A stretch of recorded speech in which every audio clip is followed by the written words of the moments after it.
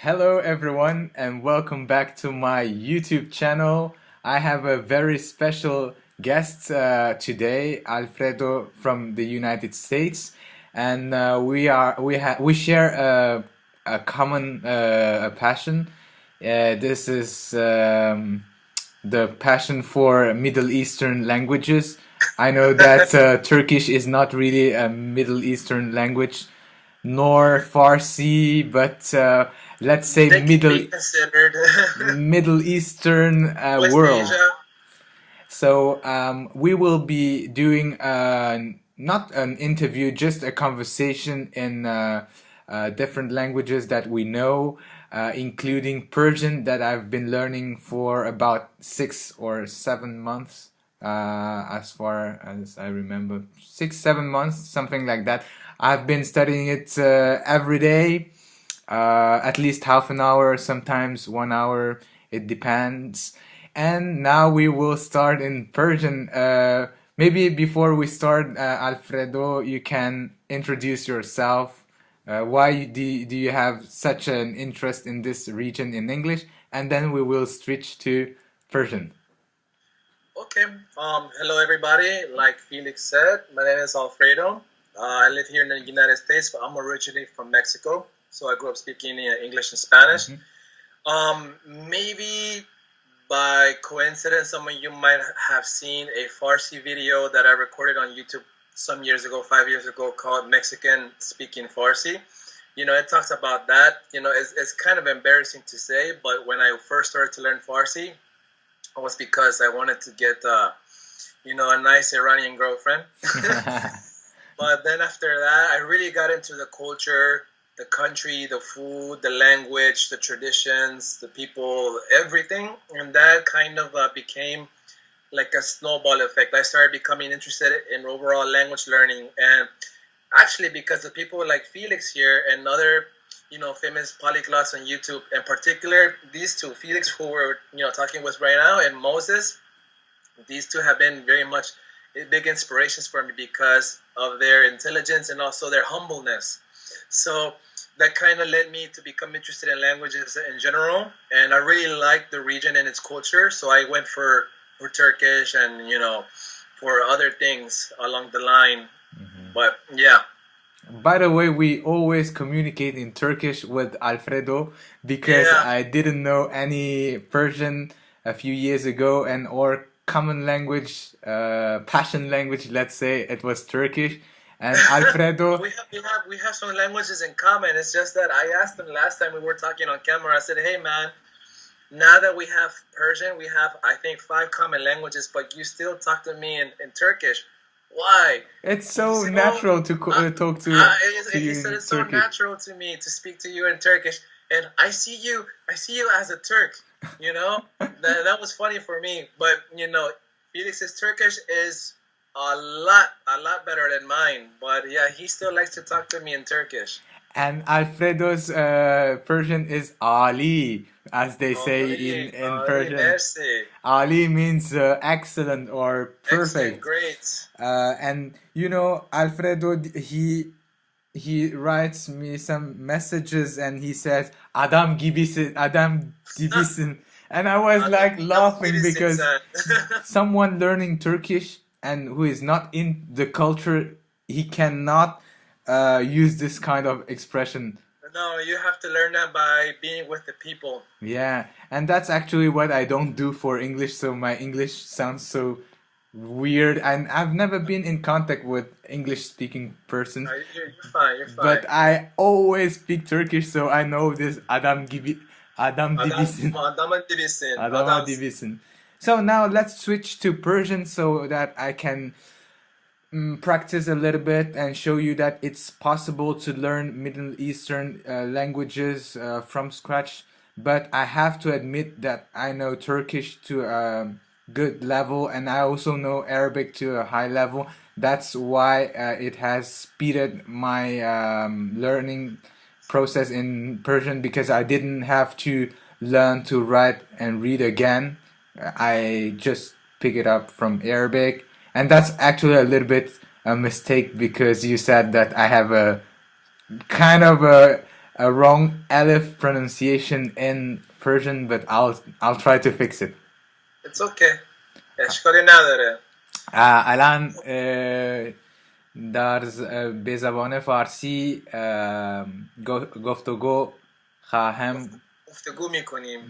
گفتگو میکنیم. برایمان زبان فارسی خیلی سخت نیست، ولی خیلی آسون نیست. چرا؟ چون کلمه ها خیلی مختلف هست. مثلا پزشک، دختر، برادر، پدر. ولی میدونی خیلی از این کلمه ها از ریشه اروپایی میاد. مثلا الان گفتی دختر. خب دختر، خب خود میدونی دختر یعنی چی، ولی شاید بینندگان عزیز ما نمیدونن. ولی دختر، کلمه دختر اگه خ رو برداری، دوتر یعنی چی؟ daughter. در زبان هلندی دکتر. دیدی؟ دیدم. ولی اروپایی داره. ولی همه چیز نیست. مثلا نمیدونم، مثلا برادر، مادر، عمو عربی عمو عربیه. ولی میگم برای بینندگان اروپایی زبان، مثلا کسانی که انگلیسی بلدن، فرانسوی، اسپانیایی، زبانهایی مثل این، مثلا دختر، برادر، مادر، کلمه تو، کامیون، این چیزا برای اونا آشنا هست. ولی رانندگی نیست. ولی ورزش نیست. بله. باشگاه ورزشی خیلی خیلی متفاوت است، ولی خیلی سخت نیست. من فهمیدم که اگر هر روز یک کمی در تلگرام تمرین بکنم مشکل نیست. من با دوستمان اگه هر روز یک کمی تو تلگرام تمرین کنی خیلی بهتر می شود. بله خیلی بهتر میشه. به خاطر اینکه من دقت کردم که هر فرهنگ شبکه اجتماعی خودش داره. مثلا خود که اصطلاحاً چینی هسته، میدونین که برای چینی ها ویچر خیلی معروفه. و برای ایرانی ها تلگرام خیلی معروفه. ترک ها، من نمیدونم تو، ولی من دقت کردم که ترک ها واتساپ رو خیلی دوست دارن. نه تو میدونی در روسیه چه استفاده میکنند؟ روسیه نمیدونم. و کانتاکت مثل فیسبوک، ولی این فیسبوک روسی هست. و همه زبان روسی میدونند. روسی زبان ها میدونن. همه چیز در زبان روسی هست. همه چیز. خوبه، عالی، خیلی خوب. میگم هر فرهنگ، هر گروه شبکه اجتماعی خودش داره. درست میگویی. بله. خب دیگه تا حالا که شروع کردی فارسی یاد بگیری، چه چیزایی رو در باره ایرانی‌ها دوست داری؟ مثلا از فرهنگ ایرانی چه چیزایی رو دوست داری؟ چون قبلا به من گفته بودی که یه چیزای خاصی رو خیلی خیلی دوست داشتی، خیلی دوست داری. واقعا من نمیدونم، تا امروز نمیدونم. فقط زبون، چون من به ایران نرفتم و در بلژیک ایرانیان خیلی کم هست. مثلا در لندن یا در امریکا خیلی زیاد هستند.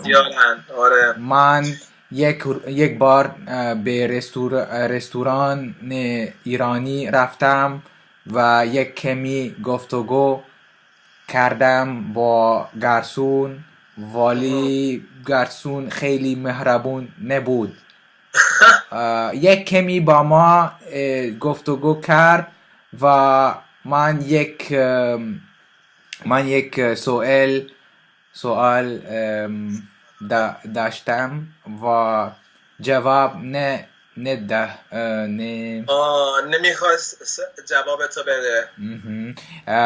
من از او یک سوال پرسیدم که چطور به ایران میتونم بروم با هواپیما، چون از بلژیک یک شرکت هواپیما Ukrainian Airlines هست و دیگه قشم هواپیما از بلژیک دیرکت تا ایران میتوانی بروی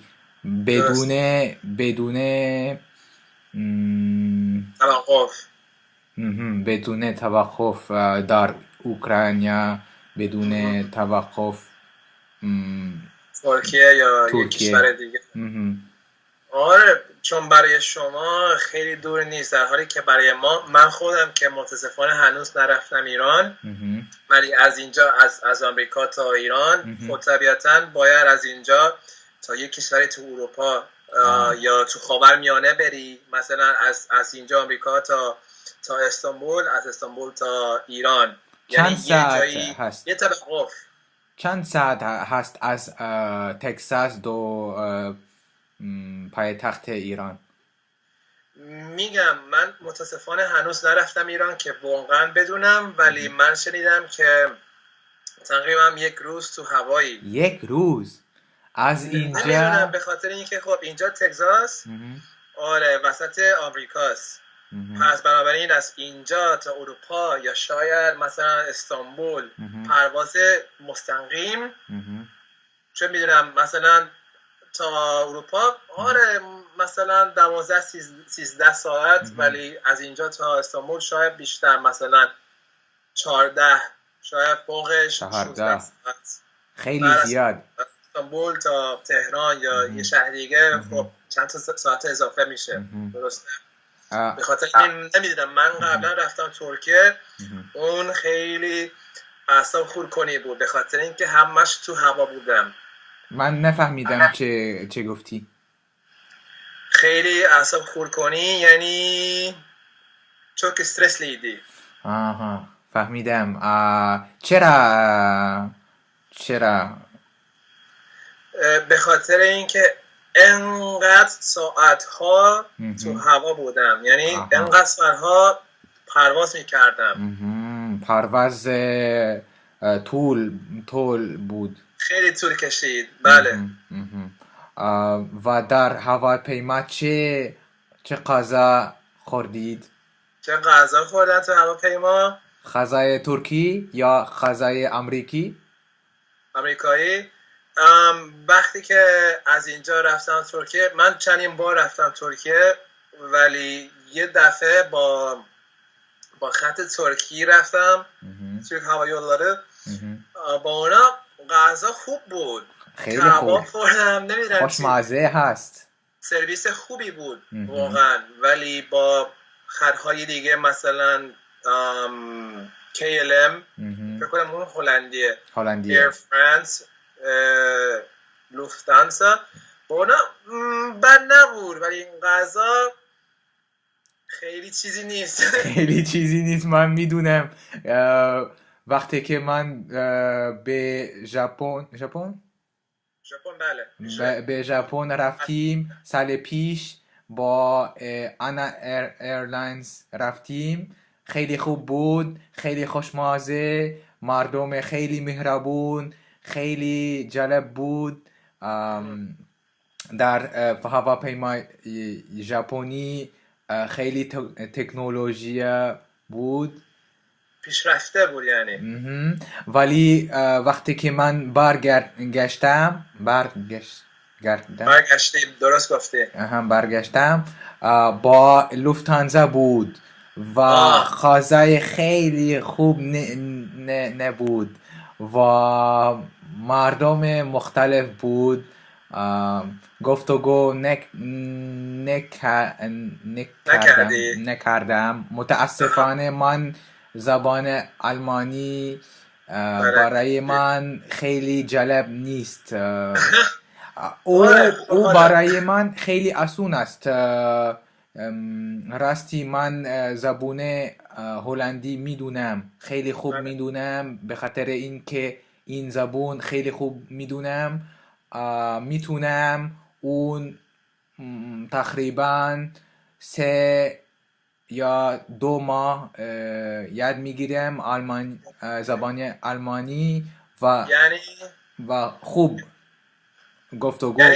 یعنی از این که زبان هلندی رو خوب بلدی، به نظر تو میتونی زبان آلمانی رو در طول 3 ماه کامل یاد بگیری یا حداقل آلمانی روزمره رو یاد بگیری. درست گفتی؟ درست گفتی، ولی انگیزه انگیزه انگیزه نداری ندارم. اصلا. خیلی بزرگ یک مشکل است.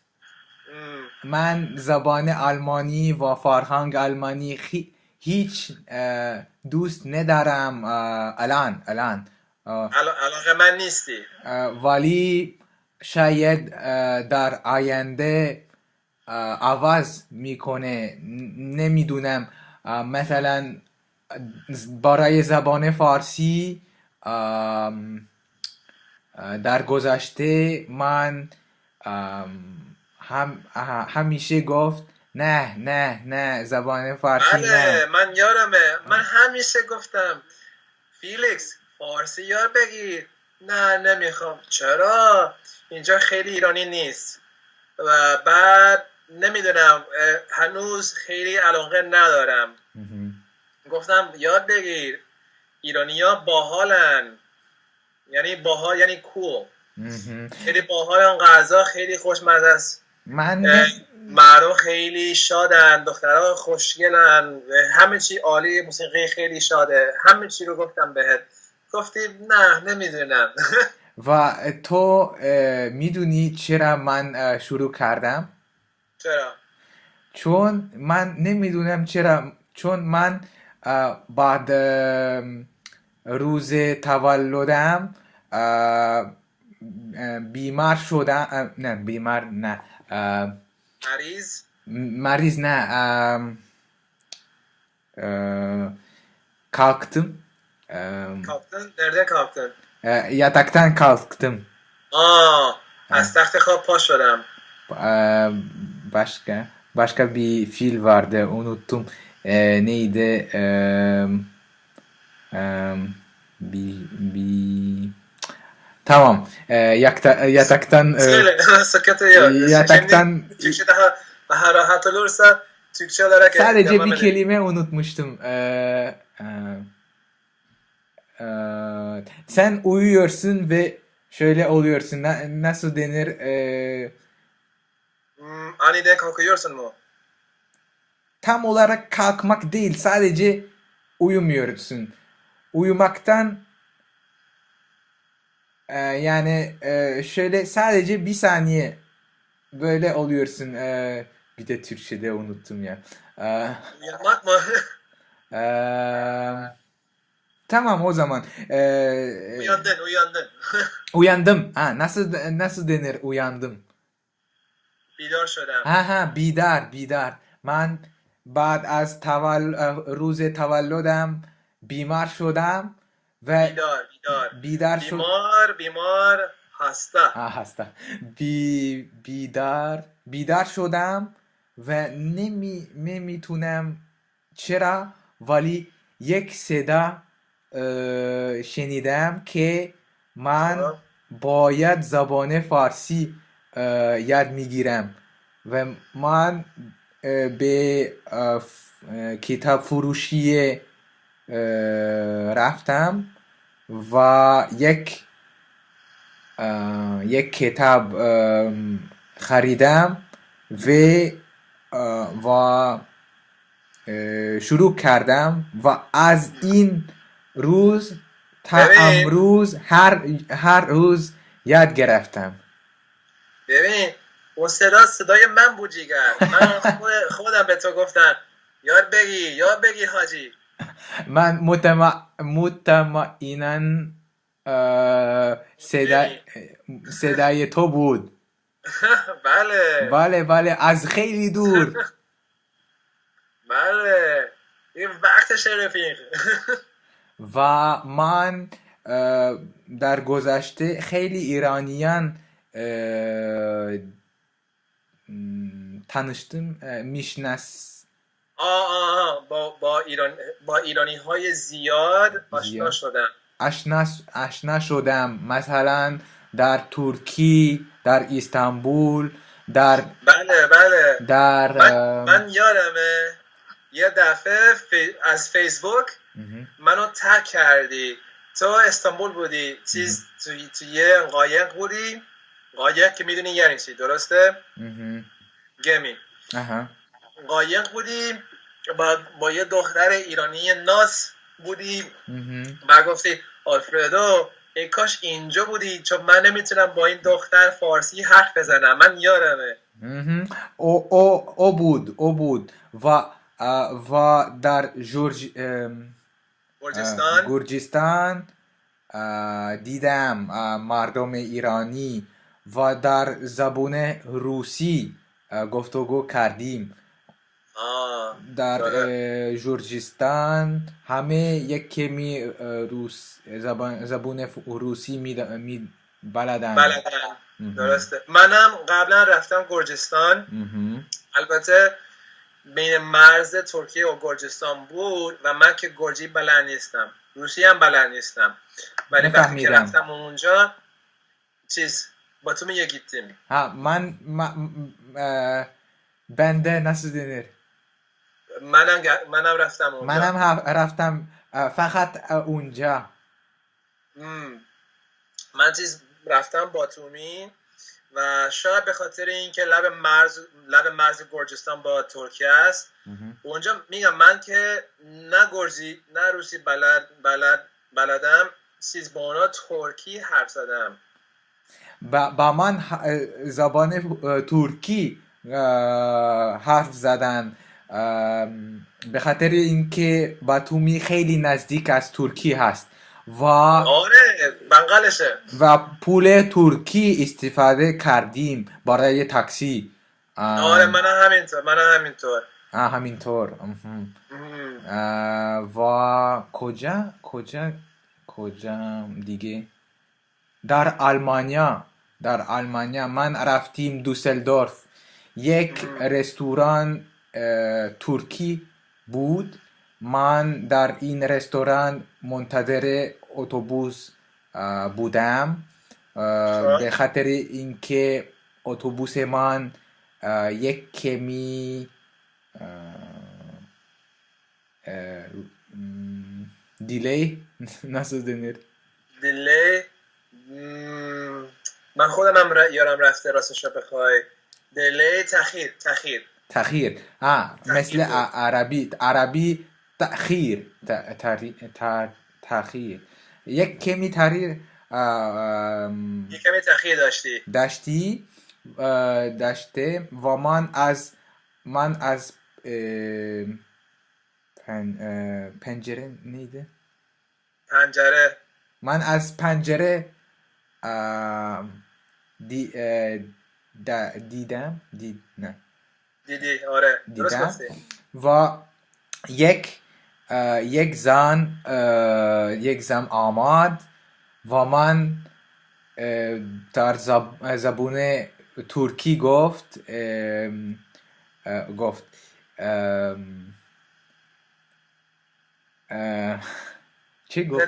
چه گفتم؟ من گفتم bakar mısınız ben otobüsüm biraz bilmiyorum 30 saniye ya da 30 dakika ya da 1 saat sonra gelecek ama ben çok aç değilim, sadece bir çay içersem ve tatlı alırsam olur mu? Tamam. و او زن به من گفت sprechen Sie Deutsch؟ من گفت خیلی آلمانی جالب. بلدی؟ من خیلی جالب. چرا یک زن از ترکی جواب به آلمانی داد و من فکر میکردم که این زن از کشور عربی بود و من گفت چون یک کمی عجب نیست مثل خب به فارسی خب میتونیم بگی حجاب، ولی یه چیزی دیگه هست اسمش روسری میتونیم مثلا حجاب باشه، روسری باشه، چادر باشه. چادر همه چی رو میگیره تقریبا. چادر نبود و من شاید روسری و من چون با روسری میتونی هنوز یکم مو ببینی و من گفت در زبان عربی هل أنت تتكلمين العربية؟ هل أنت من بلد عربي من العراق من سوريا؟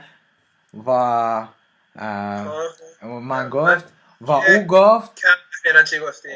او گفت به من نه در زبان آلمانی. من گفت woher kommen Sie؟ من یک کمی آلمانی میدونم.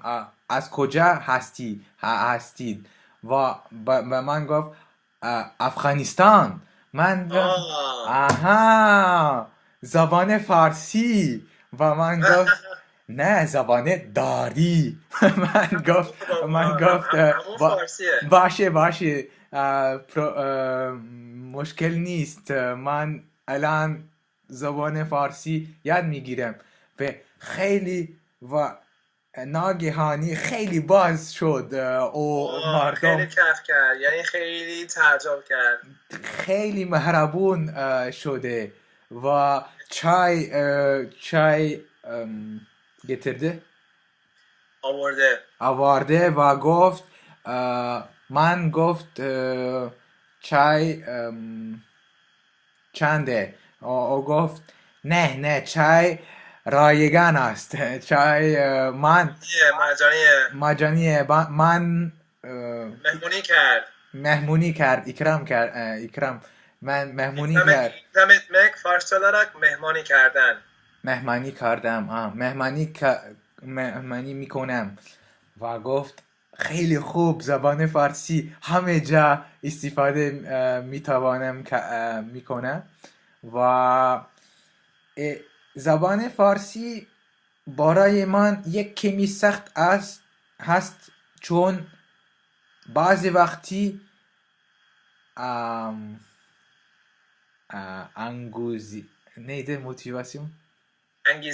انگیزه یک کمی میفته، یک کمی خوبه، یک کمی میفته، یک کمی خوبه. بالا پایین مثل dalga ne demek؟ موج. مثل عربی موج. مثل کوه. و من فهمیدم که همه این چیز خیلی مهم نیست. اگر هر روز یک کمی میکنم بهتر میشه. اگر هر روز روش کمی کار کنم حتما بهتر میشه. و از وقتی که شروع کردم تا امروز ممکن 80 ساعت یاد گرفتم. 80 ساعت ماشاءالله. من هر روز بنویسم چند ساعت، چند دقیقه. یعنی الان باید اینو به تو بگم کار درسته. درسته. و تو ولی میدونی معنی این چی هست کار درسته؟ Nemidunem. Helal olsun gibi. Mesela helal olsun sana çünkü sen Farsça üzerine çok çalışıyorsun. Gerçekten uzman gibi çalışıyorsun ve hızlı geliştiriyorsun. O nedenle ben çok şaşırdım. bir de mutlu oldum. Helal olsun sana. Kare درسته. کار درسته. کار درسته. یا میتونی بگی ایول داری. ایول داری، مثل ایوالا. ایول داری. ایول از ایوالا میاد. از ایوالا میاد. آها، من فهمیدم. و تو آیا دیدی که حالا من بهتر حرف میزنم؟ بله میگم داری کم کم، خب بیشتر از کم کم داری سریع پیشرفت میکنی. با این که خیلی sık sık nasıl denir? خیلی وقتا خیلی اغلب گفتگو نکردم به زبان فارسی.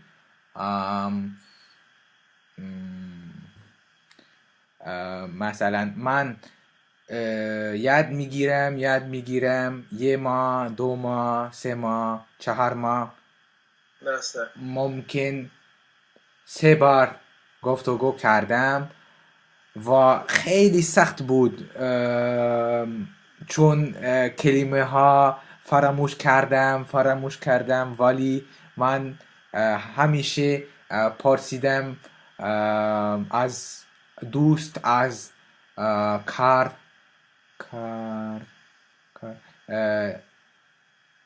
worker nasıl denir worker işçi işçi mesela işçi ya da iş arkadaş. Ya iş arkadaş değil. Mesela havuzda çalışanlar bir eleman. Karmand. Karman. İşçi Türkçe değil. İşçi Farsça olarak karmand. Karmandır. یک کارمان هست در استخ و همیشه وقتی که من به استخ می روم به او گفتگو می کنم و به دختر او گفتگو می کنم و به پدر او نه پدر با هم ایرانیان و من نمیدونستم که آنها از ایران هستند و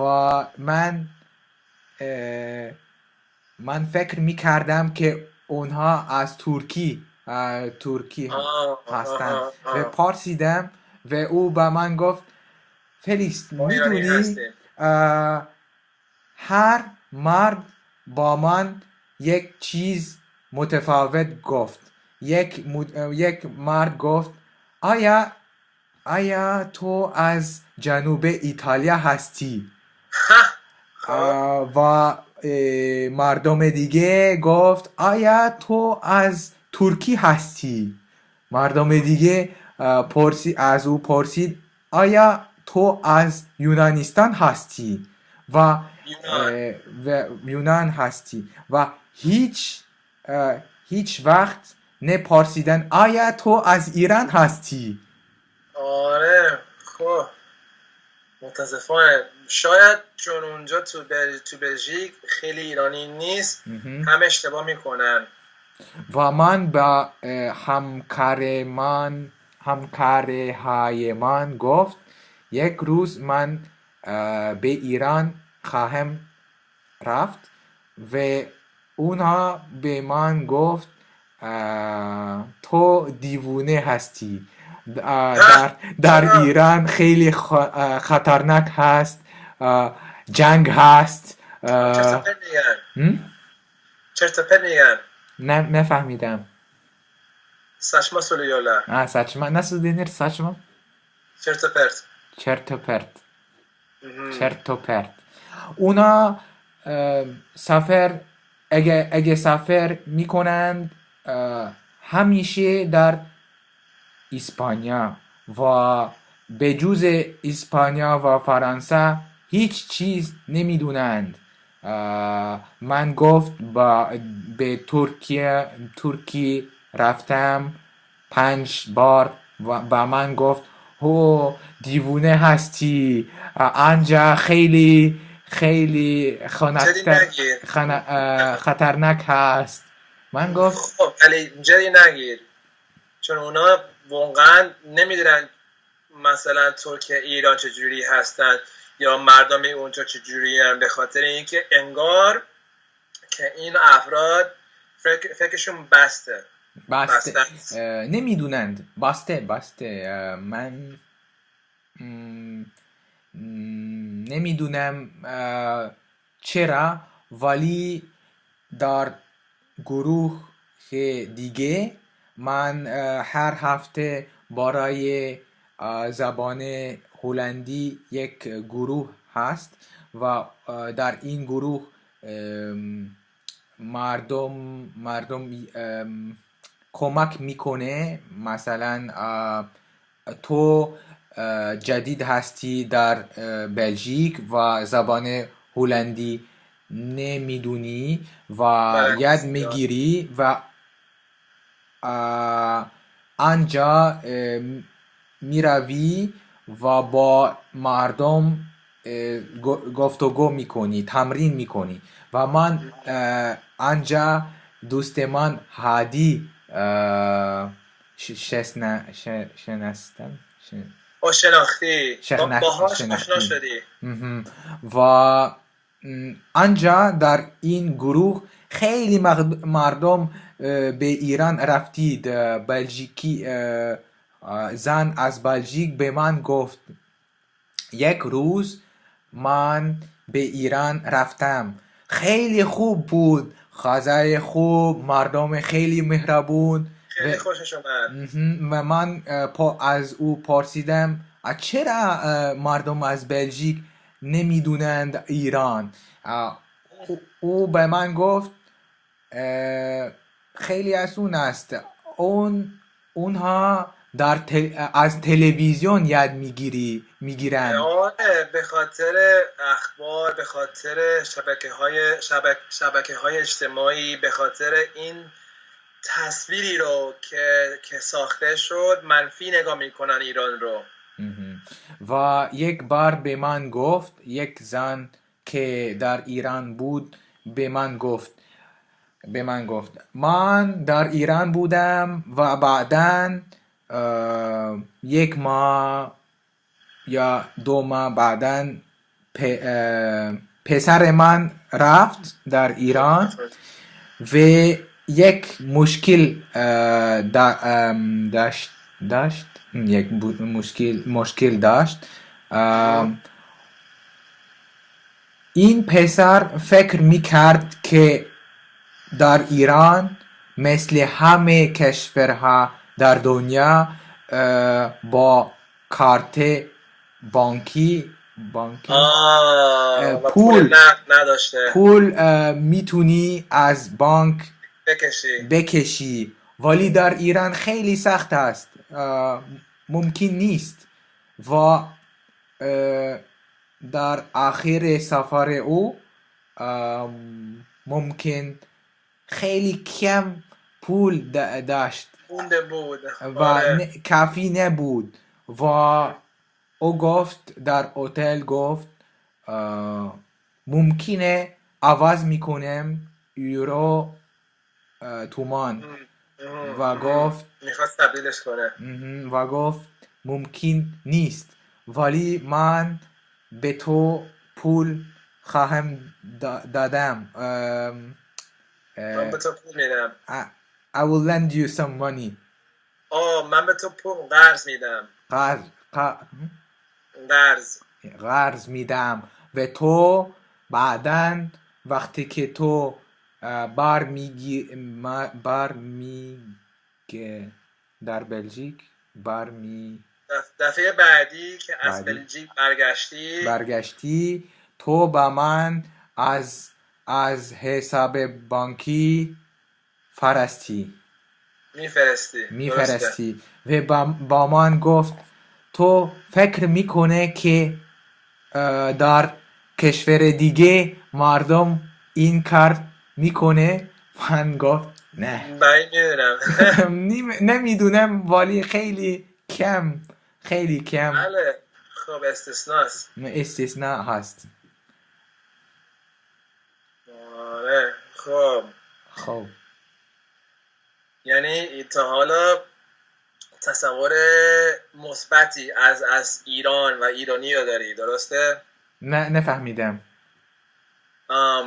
تا حالا تصور مثبتی از تصور. تصور تصور. تصور یعنی خیال، تصویر، ایده. نفهمیدم. Es decir, que tienes una buena idea, una buena opinión de los iraníes, su cultura, su país, de todo esto. La verdad es que no tengo una buena impresión de los iraníes en Bélgica. Es En que Bélgica, bueno, ¿por qué? es solo ellos, porque los otros que he encontrado que vienen de afuera o que he encontrado en Turquía o en otros países eran muy simpáticos, Sí. pero cada ser humano es un poco diferente, ¿no?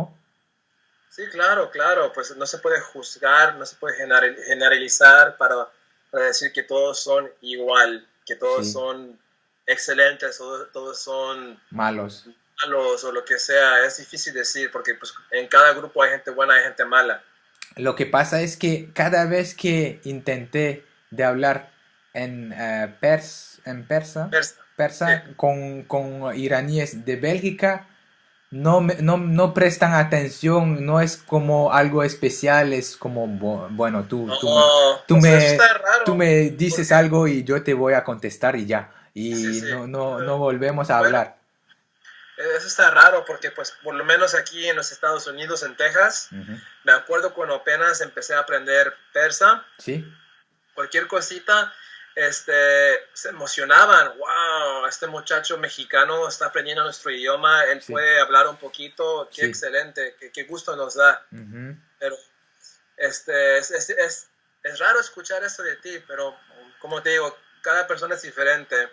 Con turco igual, todos los turcos, ay, qué bonito que un extranjero quiera aprender turco, ¿cierto? Sí, Pero de vez en cuando sí encontré iraníes, sí encontré turcos que uno, pues yo, mejor dicho yo, que yo intenté hablar con ellos en turco o en persa sí. y no les importó. Ok, yo sé que quieres, está bien, adiós. Así, Ujú, muy secos, muy serios, muy ujú, distantes. ujú. Pero, como te digo, cada persona es diferente. Ujú, sí. A propósito, ¿puedes encender la luz? Porque tienes una parte que un poco Es que oscura. la luz está encendida. Bueno.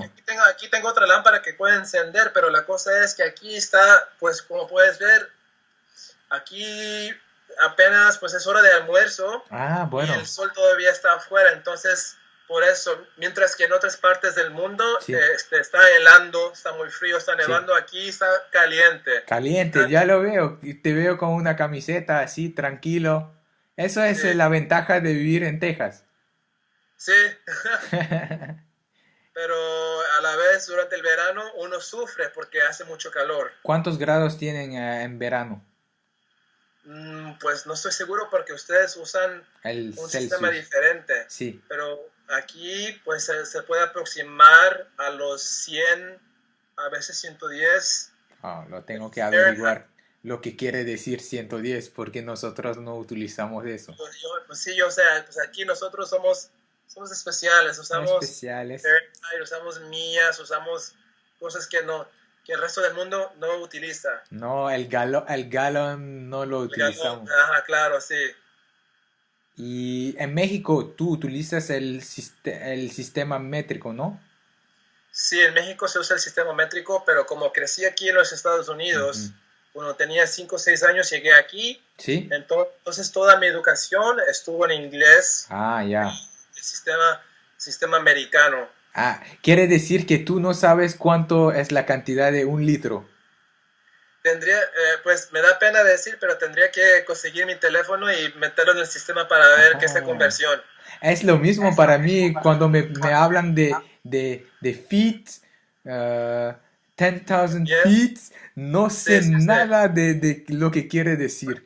¿Cuánto mides? Yo mido 6 pies, yo mido 5 pies o lo que sea, pero para ustedes es diferente. Para O si alguien me nosotros, dice, ¿cuántos centímetros mides? sí, sí, Yo sinceramente no estoy seguro. Tengo que asegurarme y fijarme en el teléfono. sí. Y te quiero preguntar, ¿cómo te sientes como una persona que ha descubierto tantas culturas distintas, ¿te sientes más rico como culturalmente? Sí, la verdad, pues me siento más feliz como ser humano, me siento más conectado al resto del mundo porque Sí. mucha gente que veo que es de mi cultura, sino pues gente de culturas diferentes, pero que solo se ha enfocado en lo que es la cultura de ellos mismos. Sí. Veo mucha gente con sus mentes cerradas, no abiertas a experiencias nuevas, Ujú, lugares nuevos, y creo que se pierden de mucho porque pueden experienciar lo bonito que es el mundo. ujú.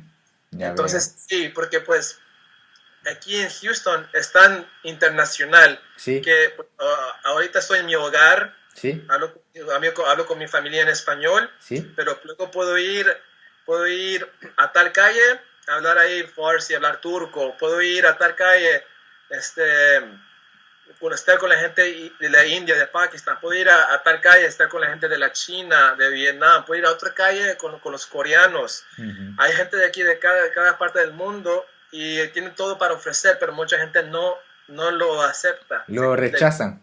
lo rechaza, así es. Ujú, Les gusta quedarse en lo suyo, ujú, ¿cierto? O no querer tener una pareja de otra cultura, de otro país. ujú. Yo no estoy opuesto a eso. Ya lo sabemos desde mucho tiempo, porque era tu objetivo inicial para empezar a aprender el persa Bueno, sí. y te salió bien. Sí, sí, sí. Hasta la fecha sí. Ujú. ¿Y cuál tú dirías que tener una pareja que habla el idioma que estás aprendiendo te ayuda o no te ayuda? Peki ben şimdi bunu Türkçelere söyleyeceğim. Çünkü Tamam. Farsça bol bol konuştuk maşallah. Evet. İspanyolca güzelce konuştuk. Evet. Şimdi biraz Türkçe konuşalım. Tamam.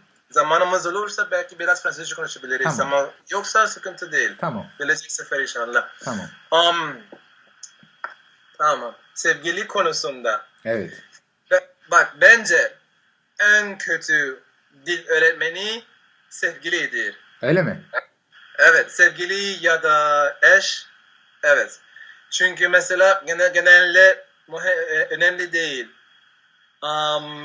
Kadın, bey, gerçekten önemli değil. Genelde eşler, sevgililer sabırsız insanlar. Çünkü bu ilişkidi. İlişkidir. Ders değil. Nasıl? Ders değil. Ders değil, ilişkidir. İlişkidi. Yani romantik ilişkisi. Hı hı. Doğru mu? Ama komik olmuyor mu? Sen mesela başka bir sevgilin başka bir kültürden gelirse ve sen hala iyi konuşmuyorsun ve böyle hatalar yapıyorsun ve çok komik yani durumlar var. Komik gelebiliyor ama mesela dediğim gibi bence en kötü dil öğrenmeni sevgilidir. Çünkü genelde sevgililer Evet. dediğim gibi erkek kız gerçekten önemli değil. Hı hı. Sabırsız çünkü siz mesela sevgili olurken dışarı çıkmak istiyorsunuz. Hı hı. Beraber olmak istiyorsunuz. Hı hı. Yemek yemek, Hı hı. film izlemek Hı hı. gerçekten fark etmez. Ama biliyorsun normal sevgililer yaptıkları. Hı hı. Doğru mu? Anladım. Ama mesela hani sevgili canım benim bir tanem. Bu Türkçe olarak nedir? Bana öğretir misin? Canım yahu ne demek? Olmaz ya, Ama olmaz. bu acemiler için eğer sen mesela tanışmadan önce öğrendiysen mesela sen Farsça diyelim ki bir sene ya da 2 sene öğrendim ondan sonra onu tanışırsan farklı mı? Evet, kesinlikle farklı. Çünkü mesela sen sıfırdan yabancı bir sevgili bulursan, mesela diyelim ki ben Çinli bir sevgilini istiyorsam, Hı hı. mesela ben Çince bilmiyorum. Hı hı. Ama diyelim ki ben Çinli sevgilimi buldum, ilişkimiz oldu. Hı hı. Tamam canım, bana Çince öğretir misin? Hı hı. Biraz zor oluyor ve sonuçta beraber İngilizce ya da başka bir orta dil olarak konuşacaksınız. Ortak bir dil. Aha. Ortak bir dil, evet. Hı hı. Ama mesela ben diyelim ki ben Çince güzelce öğrenmiştim. Mesela bilmem 2 sene 3 sene kadar. Ondan sonra Tamam. ben tabii ki hala öğreniyorum ama kolaylıkla mituna. Bitirelim. Kolaylıkla konuşabilirim. Kolaylıkla anlayabilirim. Tamam. Olur. Anladım. Çünkü Eğer temel varsa daha hızlı oluyor ve en azından fikirlerini söyleyebilirsin. Hani fazla düşünmeyeceksin ve doğru. kolay şeyler sormayacaksın. Pencere nasıl denir, köpek nasıl denir Doğru. böyle. Ben şu anda Farsça öğreniyorum ve öyle o haldeyim. Hadi'ye soruyorum. Hadi, kapı nasıl denir? Hadi, Evet, bunu nasıl evet. denir? Ya Evet, da o yüzden çünkü ben de bu şeyleri tecrübe ettim. Mesela önce mesela yabancı sevgilim olsaydı yani vardı. Hı hı, Um, tamam canım bu dilin olarak nedir ya da dilin olarak konuşalım. Gerçekten zordu. hı hı, Sonuçta İngilizce konuştuk. hı hı, Doğru mu? hı hı. Çünkü ben o kadar geliştirmedim. Ve çok çabalaşıyordum. Doğru. Anladım. Ve o nedenle diyorum mesela ondan sonra mesela Farsça, Türkçe önemli değil herhangi dil güzelce öğrenirsem ondan sonra sevgili bulursam Hı hı, tamam ilişkimiz olabilir. Yani o dil olarak ilişkimiz olabilir. hı hı, Biliyorsun? hı hı. Çünkü mesela sen sevgilimi tanıyorsun. Evet, Evet. Ben onunla hep Farsça konuşuyorum. evet, Ve çünkü ben sevgilimle tanımadan önce Farsça öğrendim. evet. Doğru. Farsçam tamam çok yıldır öğreniyorum. Güzelce konuşabilirim. Hı hı, Yazmak, okumak, hı hı, anlamak her şey. hı hı. Ve tabii ki hala daha öğrenmem lazım. Evet, Sonsuz anladım. bir şey. Ama en azından sevgilimle Farsça konuşabilirim. Rahat Hani rahat konuşabilirsin. rahat konuşabilirim. Hani tüm ilişkimiz Farsça olarak. Çünkü önce öğrendim. Hı Ama hı. diyelim ki önce öyle değilseydi Evet. zor olurdu. Ben de fark ettim mesela böyle uluslararası bir çift varsa mesela Türk Belçikalı, Amerikan Tay, e, bilmem Çinli, Kanadalı eğer o e, erkek ya da o kız o dil bilmiyorsa mesela diyelim ki bir kişi bir İtalyan ve bir Koreli çift oluyor. O İtalyan Korece bilmiyor. O Koreli İtalyanca bilmiyor. Tamam, İngilizce'de iletişim kururlar. Ve böyle devam ediyorlar. Ve hiçbir zaman İtalyanca öğrenmeyecek. Bir de Koreli o da öğrenmeyecek. Ama tam ters eğer o İtalyan dediğin gibi bir iki yıl çabaladı ve şimdi artık biliyor. Hani temelleri biliyor ve sohbet edebilir. Bence çok hızlı öğrenecek ve her zaman Korece konuşacak. Ama temel Evet. yoksa maalesef sadece ortak dil olacak. Dediğin gibi. Evet. Çünkü mesela bildiğin gibi ben sevgilimle sadece Farsça konuşuyorum ama hala daha fazla öğrenmem lazım tabii ki. Ben Tabii, tabii. ben İranlı değilim. Ben Sa- Meksikalıyım. sana gillaki dil lazım. Gillaki. Lehçe. Gillaki. Sevgilimden Gillaki öğrenmeliyim. Hı hı. Belki de gidersin oralara. Sevgilim iyice Gillaki bilmiyor maalesef. Öyle mi? Yo, babasının ailesi biliyor ama kendisi Gillaki bilmiyor. Sadece Farsça ve İngilizce. Çok garip çünkü arkadaşım Hadi de aynı dedi. Onun dedesi Azerice konuşuyordu onunla. Bir de anne e, Azerice'de iletişim kuruyordu onunla ve o her zaman Farsi'de yani Farsça'da cevap verdi ve her zaman böyle bir iletişim kurdular ve şimdiye kadar öyle oluyor. Bir de vefat etmiş galiba o dede ve şimdi o bana dedi anlıyorum çoğu çatpat böyle anlıyorum ama düzgün konuşamıyorum Azerice. Çünkü öyle bir Doğru. alışkanlık yok ailede. Doğru. Doğru. Doğru. Evet. Evet. O yüzden diyorum ya. Ve evet, ben sana söylüyordum ki evet biz hep Farsça konuşuyoruz ve evet Farsça biliyorum ama hala daha fazla öğrenmem lazım. Ve sevgilimin sayesinde Evet. e, geliştiriyorum. Hı hı. Çünkü mesela bazen biz konuşurken o bir kelime diyor, Hı hı. onu soruyorum. O ne demek? Bana anlatıyor. Ama ders değil, sadece soruyorum. Hı hı. Ya da kendisi bir şeyleri bekliyor. Mesela biz konuşurken Alfredo میدونی این یعنی چی؟ نه نمیدونم این یعنی چی. خب یعنی این. Hı hı. O nedenle sevgilimden öğrenebiliyorum. Ama çünkü ondan önce Farsça öğrenmiştim. Doğru mu? Hı hı. Doğru doğru. Temel var dediğin gibi. Evet. Bir şey sormak istiyorum. Sence eğer siz şimdi yarın bir karar veriyorsunuz ve diyorsunuz ki şimdiye kadar hep Farsça konuştuk ve öyle bir oyun oynayacağız. Sadece İngilizce konuşacağız. Garip mi olacak? Ya da Garip olacak. çok garip olacak değil mi? Garip olacak çünkü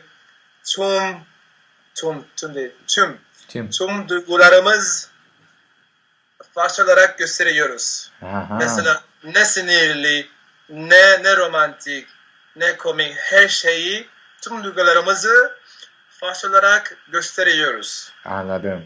Ve İngilizce'de bir şey söylersen çok garip gelecek, duygusuz gelecek. Duygusuz. Evet. Ondan sonra Farsça sevgilim için daha rahat. Hı hı, anladım.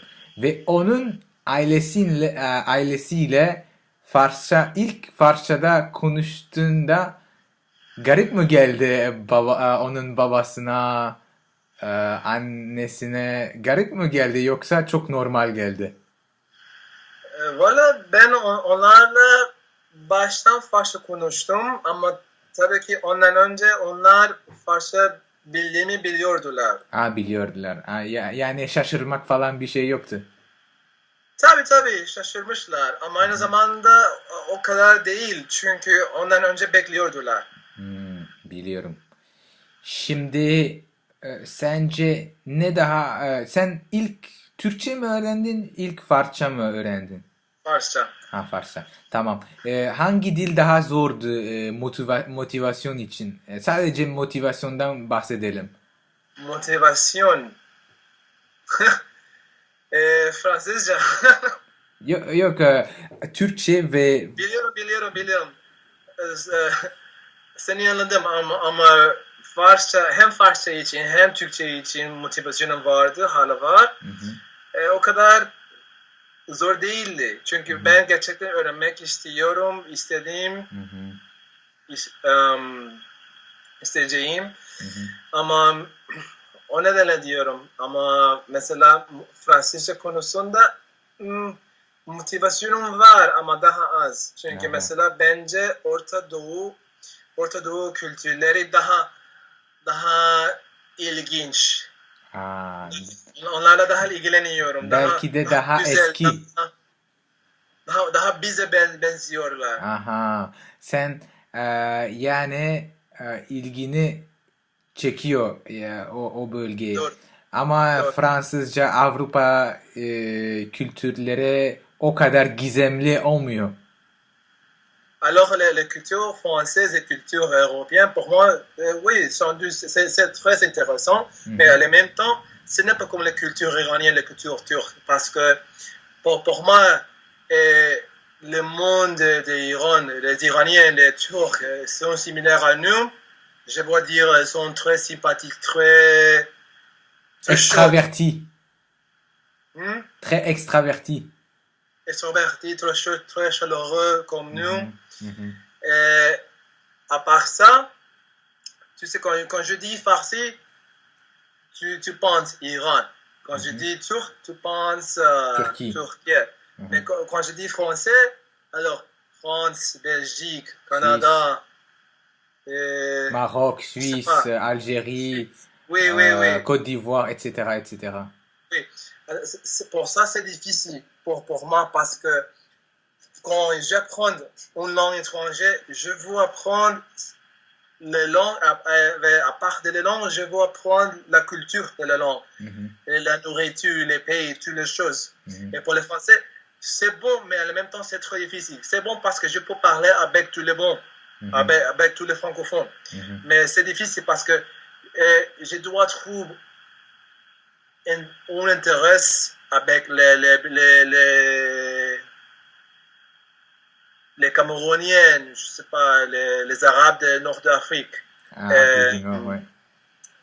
Les Français, les Canadiens, c'est difficile. C'est difficile. Et je dois prendre un peu de toutes les cultures, un peu de toutes les nourritures, un peu de tous les argots. Et oui. Pour les langues très populaires et très internationales comme le russe, ça sera pareil.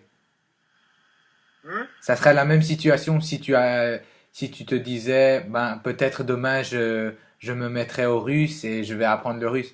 Là, tu sais plus trop à quoi te fier et tu sais plus où donner de la tête. Est-ce que tu devrais, au travers de la langue russe, en savoir un peu plus à propos du Kazakhstan ou de la Russie ou de l'Ukraine, oui, etc. Je sais pas, je crois que ce sera la même chose. La même situation. Que, oui, il y a les Kazakhstan, les Ouzbékistan, il y a beaucoup de pays qui parlent les Russes.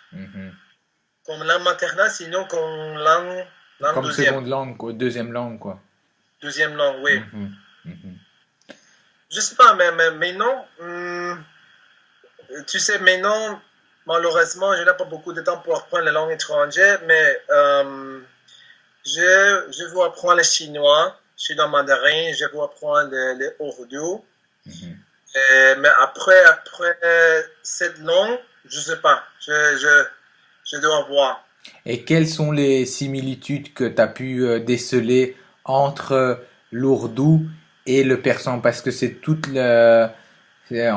les deux langues sont indo-européennes et ils appartiennent plus ou moins à la même branche. Et moi, j'ai été au restaurant pakistanais hier et j'ai vu naan, c'est la même chose, naan, j'ai vu paneer, j'ai vu sabzi. Et je me demande pourquoi est-ce qu'il y a tellement de mots en commun, mais malgré cela, je comprends rien quand ils parlent entre eux. C'est à cause de l'histoire. Parce que la langue perse, c'est une langue très riche. Et c'était une langue très utilisée par les personnes de Pakistan ou de l'Inde. Ah, c'était une langue véhiculaire, une langue que tout le monde utilisait dans cette région il y a très longtemps. Oui, avant. Mais ce n'est pas comme ça encore. Mais oui, c'est plus comme ça. Hein. Parce que les Hindis, les Urdu, les deux utilisent beaucoup de mots perses, beaucoup de mots arabes. Et oui, mais alors, parfois, quand on utilise les mêmes mots que les perses, que les arabes, ça signifie une autre chose. Par exemple, tu sais, en perse, fek kardan, ça signifie penser. Alors, mais fek kardan, urduja, ça signifie don't worry, ne te préoccupes. Ça veut dire, ça veut vraiment dire autre chose. C'est le même mot, mais avec une autre signification. Oui. Souvent, c'est comme ça. Ah, je comprends. Oui, pour une personne qui peut parler le perse comme langue maternelle, sinon comme personne qui connaît le perse à un niveau très haut, oui. Le Urdu, c'est plus facile, sans doute, mais en même temps, ce n'est pas très facile parce qu'il y a beaucoup comme je peux dire en français, des lettres, extra letters. Des lettres en plus ou des lettres additionnelles, Des lettres en plus. Euh, supplémentaires. c'est supplémentaire, oui. C'est comme l'espagnol, c'est comme le français, qu'on utilise masculine, féminin. Je comprends. Il y a les genres aussi, genre le genre masculin et le genre féminin. Est-ce qu'il y a les Oui. articles aussi, le, la, les, une, Non. un? Ah, d'accord. Le, non. Mhm. Ouais, c'est intéressant de voir s'il y a des articles ou pas. Genre en turc, il y a pas vraiment d'article. Il y a peut-être l'article défini, comme quand on met le petit i ou le petit e à la fin pour dire que c'est des okulları, pour dire que c'est défini les écoles. Mais il n'y a pas d'article pour dire la, le, une. Oui, mais comme là, non, non, Il n'y a pas ça. non. Mhm. Et au niveau de la culture, ça n'a rien à voir, hein. Culture perse et culture hindoue, pakistanaise, même s'ils ont des mots en commun, au niveau de la culture, c'est pas, il n'y a pas de lien. Aussi. Euh, Tu demandes que si je connais la culture, si c'est la culture similaire. Oui, est-ce qu'il y a des similarités, est-ce qu'il y a des similitudes entre la culture perse et la culture pakistanaise, par exemple? Ou ça s'arrête juste Hmm, aux mots? pour exemple, la culture pakistanaise, la culture de la Inde, pour les personnes qui parlent le Urdu, parce que tu sais que le Urdu, ce n'est pas pour les Pakistanais, c'est aussi pour les personnes de la Inde qui peuvent Le nord de parler l'Inde, hein. le Hindi. Urdu. Mhm. L'Urdu, c'est une de la langue de la Inde. Une des langues indiennes, hein. Oui, Parmi oui, les oui. langues comme tamil, hindi, etc. Mais, pour exemple, similarité, hmm, Les traditions, les coutumes. il, il y a des similarités, des traditions, mais en même temps, à mon avis, c'est plus différent. Ah, À c'est mon avis, différent. la culture perse, c'est plus similaire à la culture de turquienne, Ah, de Turquie. Mhm, sinon à la culture de nous. mhm. Mais à chaque fois, c'est vraiment intriguant ce que tu dis, que les Perses et les Mexicains se ressemblent malgré la distance. Qu'est-ce qu'il y a vraiment en commun entre ces deux cultures qui semblent un peu émaner Alors, de deux mondes totalement différents? alors, parce que tu peux parler les turcs couramment et tu est très, comme je peux dire français, mon français est vraiment très mauvais parce que je Non. n'utilise pas très souvent le français, mais Mhm, parce que tu pouvais parler le turc couramment, tu connais la culture turque et tu connais la culture du Mexique, de Colombie, mhm. des pays de Sud-américain. là-bas. Mhm. Tu peux voir que la culture de là-bas avec la culture de Turquie, c'est très similaire. Tu es d'accord? Au niveau de la personnalité. Oui. D'accord. Alors, pour les Perses, c'est similaire à ça. Parce Hmm. que Ils ont les le sang Iraniens, chaud, sont très, ouvert. pour dire, oui, ouverts, oui, sans doute, mais très chaleureux. Mhm, Et ils aiment danser, ils aiment bon manger, mhm, quand je dis chaleureux, ils aiment la famille. Tout mhm, chose c'est pour la famille, comme mhm, nous. mhm. Sans la famille, il n'y a pas rien chose. Hmm. Tout passe par la famille, quoi. Mhm. C'est essentiel dans la Oui, culture ça c'est oui, au sans doute. Moyen-Orient. Donc, oui, Mhm, correct. mhm. Donc, c'est plutôt au niveau de la structure sociale, des habitudes, des relations interpersonnelles que tu dis toujours, nous les Mexicains, on ressemble aux Perses, malgré la distance. Maintenant, je comprends. Oui, parce que pour moi, les Iraniens, les Turcs, les deux sont similaires à nous. Mais la différence, c'est la différence entre langue et religion. Ah oui, langue et religion, ok. Et nourriture et coutumes. Oui, oui. Enfin, les détails, on va dire. Mais les gens ils ont le sang chaud et ils communiquent facilement. Ils prennent beaucoup Voilà. d'initiatives. Ils ne sont pas timides, ils sont pas réservés. Vous êtes tous les deux des pays chauds, quoi, on va dire. Evet. Evet. Je crois que mon cœur vous parlait En turc. en turc, mais, mais, mais non, nous parlons français. Mhm. Et la première fois que tu as été en Turquie, tu t'es senti comment? Comme au Mexique? Oui, oui, parce que ça semble, le Mexique, c'est seulement, comme je te dis, une langue différente. Euh, un lieu église, Un lieu de culte, l'église. il y avait, comment se dit en français, en espagnol decimos mezquita, masjid, Mesquita, jami, la mosquée. la mosquée. Oui, il y Uhum. avait des mosquées au lieu d'église. Ah, au lieu des églises. Uhum. C'est plutôt les gens qui ressemblent, en fait, dans leur caractère. Arrêter le visage aussi. Ah, le visage aussi. C'est pour ça que à chaque fois, on te prend pour un Moyen-Oriental. Evet, oui, parfois. Et on te dit toujours, ah, tu viendrais pas de tel ou tel pays. Et toi, tu dois les convaincre que non, tu viens du Mexique. Oui, oui, oui. Parce que si je ne parle pas le turc, alors c'est possible que ce sera difficile pour Devinez, devenir, devinez. devenir Alfredo est étranger, est turc, est iranien, est italien. Il suffit que tu donnes ton nom et c'est bon. Parce que je sais que quand je parle turc, j'ai des accents. Mhm. Et pour les Perses, Eux, ils c'est peuvent. moi, mais c'est le mot me dit quelquefois, alors quand je parle perse, et que ton père est iranien, sinon ton mère. Ta mère est iranienne ou ton père est iranien. Soit l'un, soit l'autre. Hmm.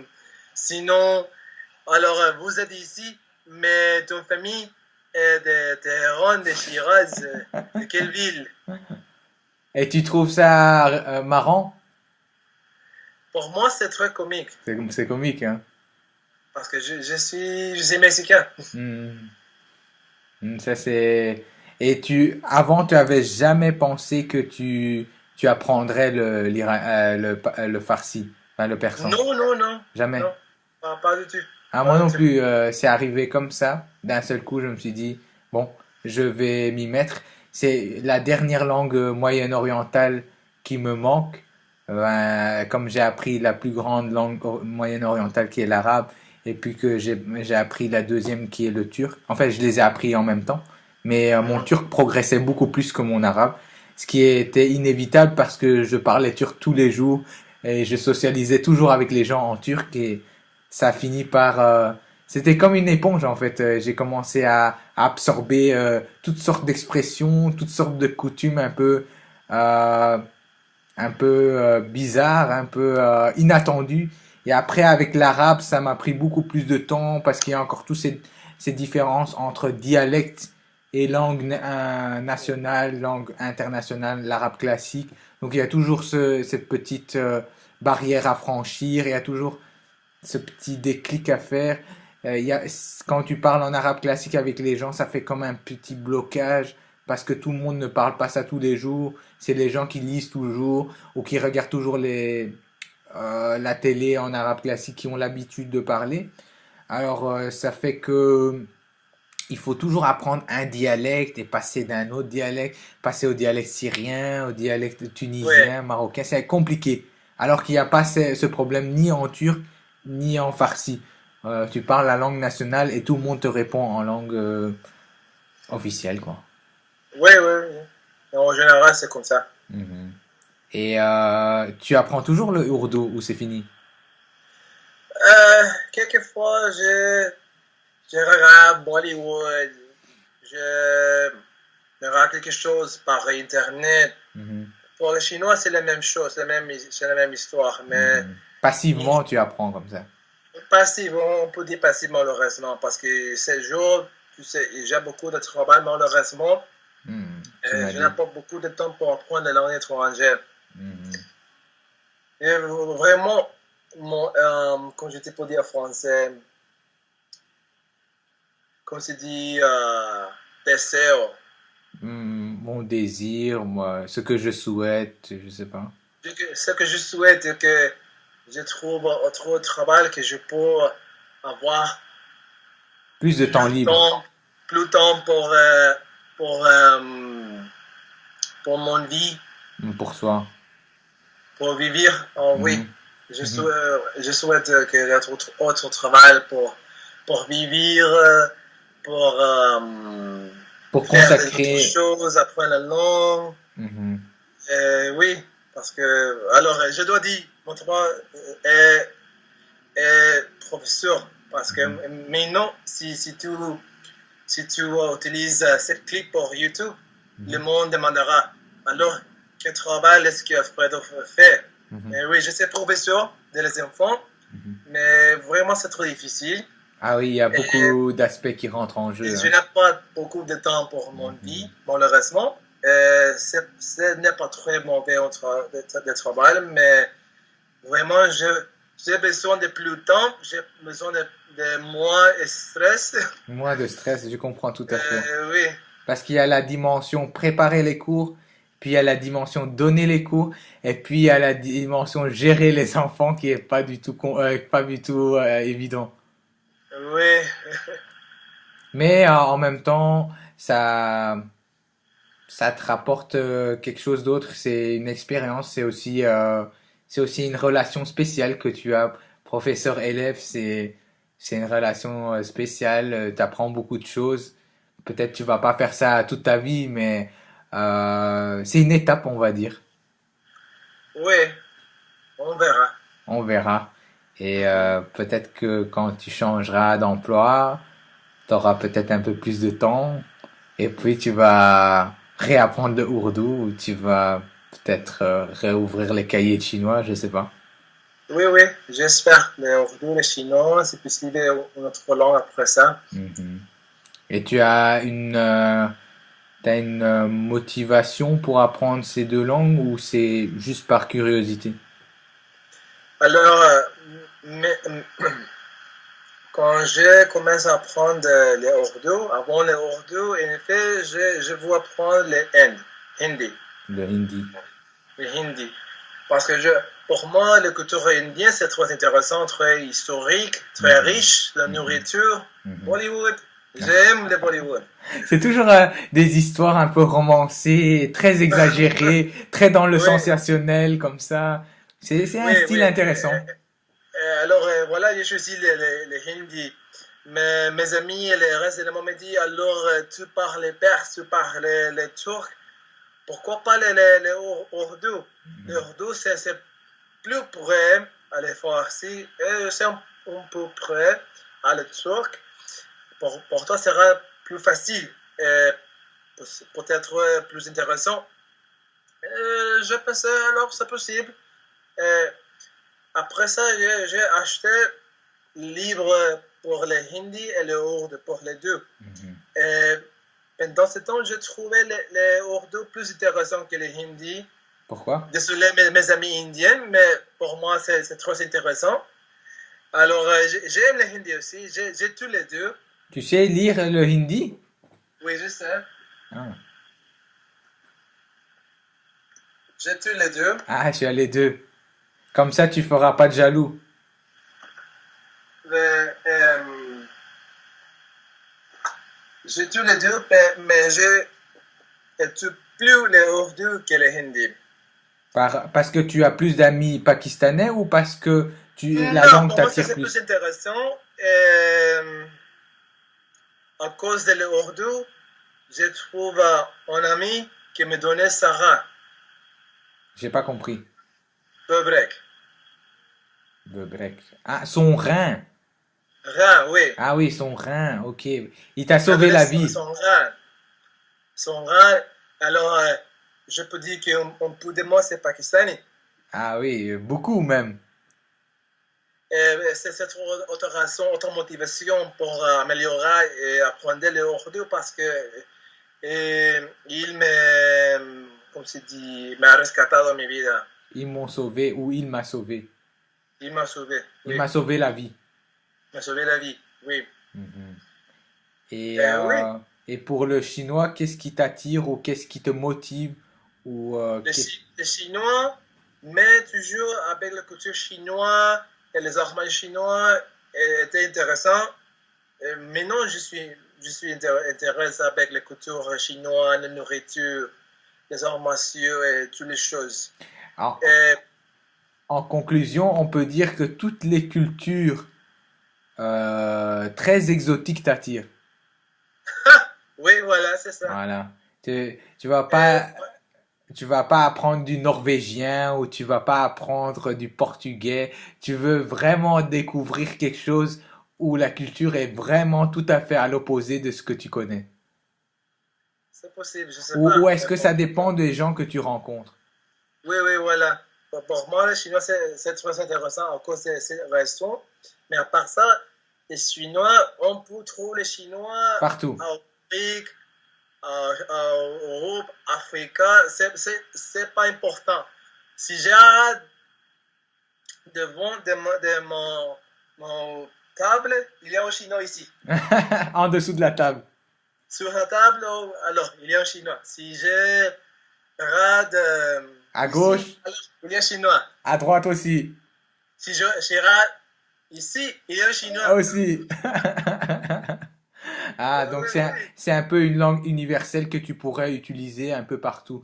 Oui, j'ai remarqué qu'il y a des langues un peu passe-partout, notamment chinois, turc aussi. Le turc, je l'ai utilisé dans plusieurs pays, par exemple Pays-Bas, Allemagne, Géorgie, bien sûr Turquie, dans les Balkans, en Bulgarie, en Serbie aussi. Donc là où était l'Empire ottoman pendant 500 ans. Après, il y a encore d'autres langues comme le russe aussi qui te permettent d'aller un peu partout. C'est pas qu'on trouve des Russes aussi en dessous de la table ou à Ah, côté de la fenêtre, c'est juste que les Géorgiens parlent turc, les Arméniens parlent turc, les Kazakhs parlent turc, etc., etc. Les ouais. Ukrainiens parlent russe. Ouais, les Ukrainiens ne parlent pas turc. À part les Tatars qui parlent une langue assez proche du turc, évidemment en Crimée. Et voilà, c'est comme tu as dit, on ne sait pas trop à quelle culture se raccrocher parce que c'est une langue qui a une grande expansion, mais euh, par exemple, tu apprends le russe, tu peux te dire soit je me focalise sur la culture russe, soit sur la culture ukrainienne, soit sur la culture kazakh, mais voilà, c'est un choix personnel que tu fais.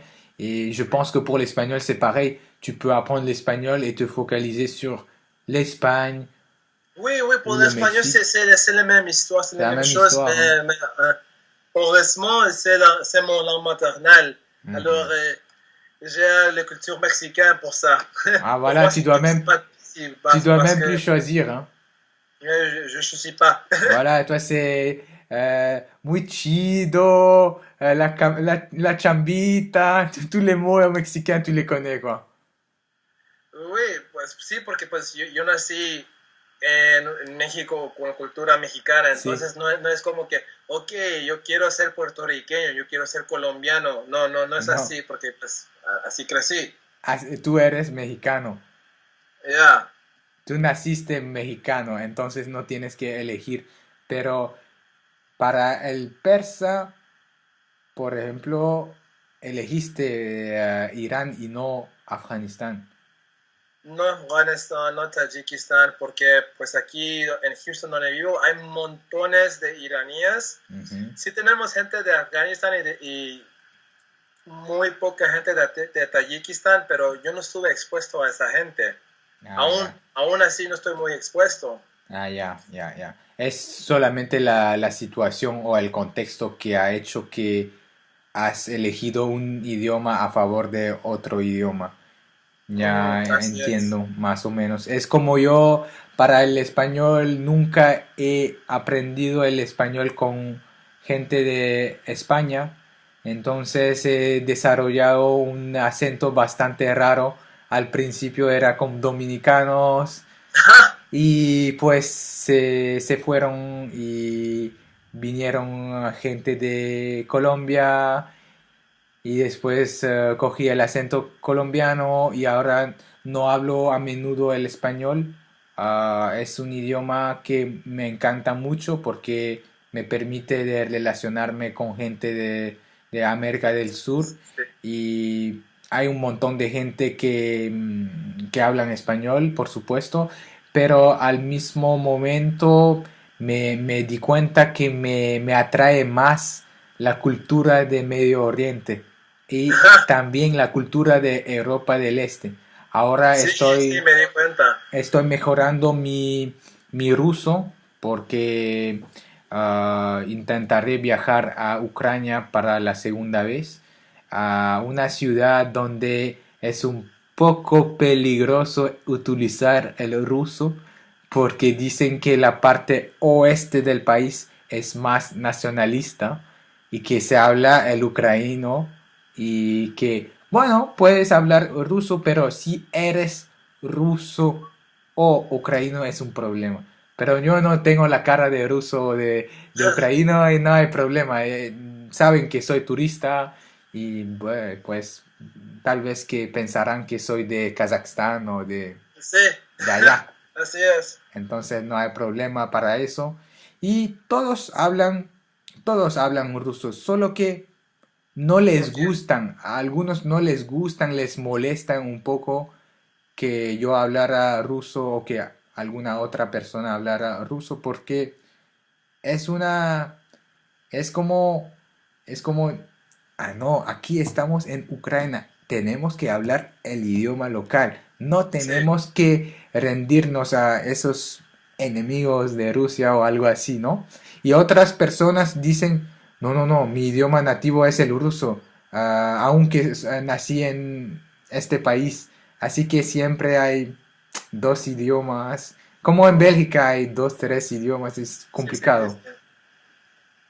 Mm, Entonces pienso que vamos a concluir, ¿así se dice? sí, sí, a Concluir concluir nuestra plática. la plática. Plática, eso es mexicano, platicar. Bueno. Sí, sí, mexicano, sí. Porque ya hace más o menos una hora y media que estamos hablando en Sí, seis sí, idiomas, cinco o seis idiomas, y pienso que es un video bastante largo, no tan ordenado, los sujetos tampoco, pero muestra que se puede comunicar en otros idiomas que el inglés a través del mundo. Por supuesto, el inglés te ayudará en muchos países, y pero también idiomas que son muy diferentes al idioma de uno.